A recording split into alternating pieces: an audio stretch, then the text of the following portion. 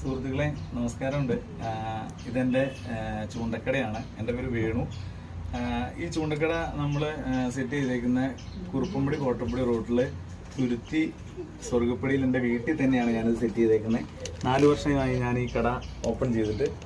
അപ്പോൾ മഴക്കാലമായപ്പോൾ ഒരുപാട് ഐറ്റംസ് പുതിയത് വന്നിട്ടുണ്ട്. അപ്പോൾ ഒന്ന് പരിചയപ്പെടുത്താമെന്ന് വിചാരിച്ച് ഞാനൊരു വീഡിയോ ചെയ്യണം, എല്ലാവരും സഹകരിക്കാം. അതായത് ഇത് മീൻ പിടിക്കേണ്ട റീലാണ്.